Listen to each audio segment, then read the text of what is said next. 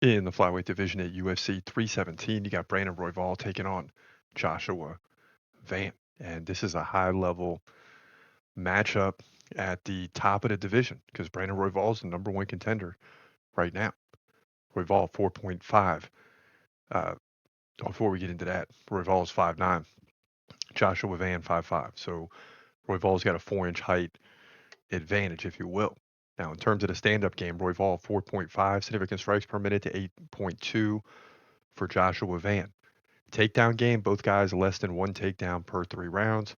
Van 81% takedown defense, Royval 45% takedown defense.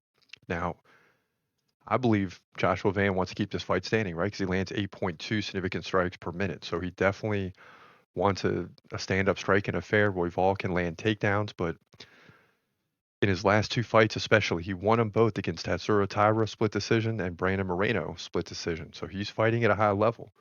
He led in significant strikes, but trailed in takedowns. That's what led to the split decision. He's not going to have to worry about that in this one. In the last two, he landed 145 and 124 in terms of significant strikes. So Van is going to hope to come in, and if he can land 8 significant strikes per minute, right, you're looking at like 120, 120 significant strikes over the fight. But Royval has shown he can maintain that pace too, and that's with takedowns. So he can probably get closer to 200 in a 3 round fight if he went, if he went off.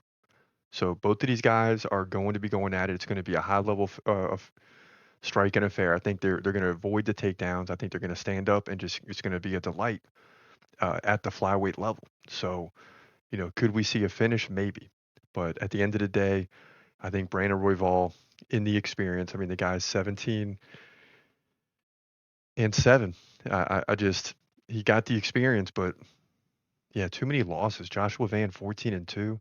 I'm just worried with Joshua Van that he's coming back just 3 weeks later after UFC 316.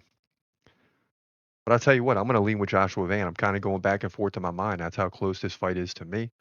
But I'm going to lean towards Joshua Van. I think the significant strikes and the activity are going to pay off. I mean, you saw what he did against Bruno Silva in the last fight, 125 significant strikes, defended the takedowns well. But against Ray Sarai, he gave up 4. So anything can happen here.